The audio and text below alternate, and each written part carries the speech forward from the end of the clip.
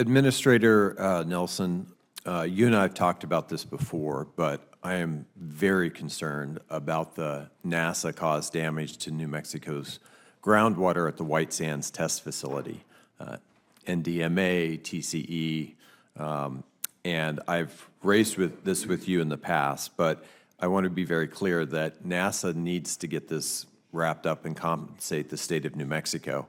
What's the status of your settlement negotiations with the New Mexico Natural Resources Trustee?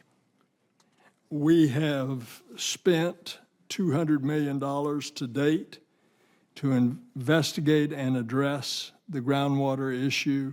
We continue to investigate the sources of contamination, and NASA continues to work closely with DOJ and your New Mexico scientific agency, environmental agency, on what needs to be done to meet the final settlement discussions. Okay. Before I was in Congress, I was the New Mexico Natural Resources Trustee, and I've got a lot of experience with federal agencies really moving very slowly in those negotiations. So I would urge you to simply try to get to yes and make sure it's on a reasonable timeline, because there is nothing more valuable to New Mexicans than their water. Absolutely. We've done this in other states, and I can tell you straight up that we will continue this in New Mexico. Thank you, Administrator. Dr. Ponce, talk a little bit more about the National AI Research Resource, and specifically how important do you think it is to pass things like the Create AI Act that will build on that momentum?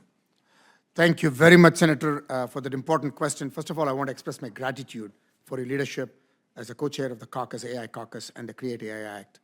And also thank you for being present in the showcase that we had on the AI Institute. You saw firsthand. It was incredible. Firsthand, the 25 AI institutes, the people, the ideas, the translation, the new companies that are emerging.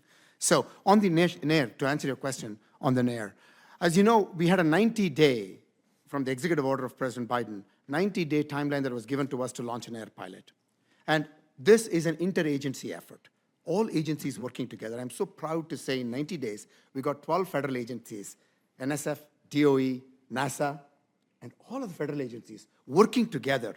And now, on top of that, we have 25 non-federal, non-government agencies as part of the NAIR pilot. So we put in $30 million as part of the pilot. We got, the who's who in AI, where, NVIDIA put in 30 million, Microsoft 20 million of resources, and 10 million from Amazon, everybody. And so this is a phenomenal accomplishment, I would say, but it also testifies to the fact there is so much interest in wanting to have this done. Why is NAIR important? To your question again, we cannot have where AI talent and ideas are everywhere, that only the haves have the ability to be able to exercise those ideas because they have access to resources. It's got to be for everyone, so that we unleash every possible idea and innovation all across our nation. That's why NAIR is very, very important. So we need to go to full-scale NAIR very, very quickly. And so the Create AI Act, I'm so grateful to your leadership and in Congress, because that's what's going to get us the NAIR investments in time. And I can assure you, it will not be just only federal investments. We will bring, like what we have shown in the pilot, companion investments to make sure that we're unleashing every possible idea, talent, and innovation across our nation. When you look at some of the co-sponsors from across the aisle that have joined us on that Create AI Act, it's that idea of democratizing this to every state that is very appealing to them. I want to touch on something that's related to that, and that's the EPSCoR Track 1 program, because it gave states like New Mexico a fair shot at securing federal research dollars. And the decision to do away with EPSCoR Track 1 has been a real blow to New Mexico in particular. I want to see the New Mexico EPSCoR State Office funded, and I want to ask you, will you work with me to get this done with some sort of bridge funding while you sort out how to fill the gaps that were created by doing away with EPSCoR Track 1? Senator, I want to characterize this right. What we have done with EPSCoR is not doing away with EPSCoR. What we have done is, in fact, expanded, enriched, empowered more. But it has resulted in the New Mexico office not being funded. I'm happy to sit and talk about this to your request. I'm happy to do that anytime, because I just want to make it very clear.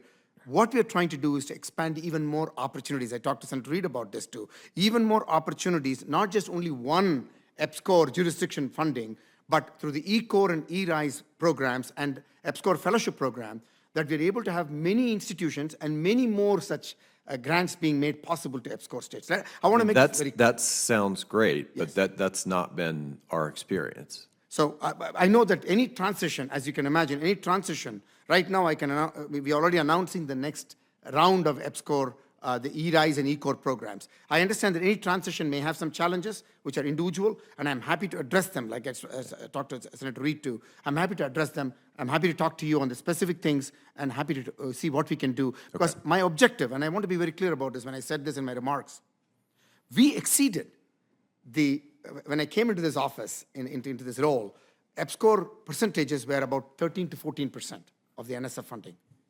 This year, sir, our CHIPS and science allocation was 15.5% is what we were supposed to meet. We exceeded. We are at 15.9 in FY 2023. And I expect that we are going to continue in FY 25, it's going to be 16.5.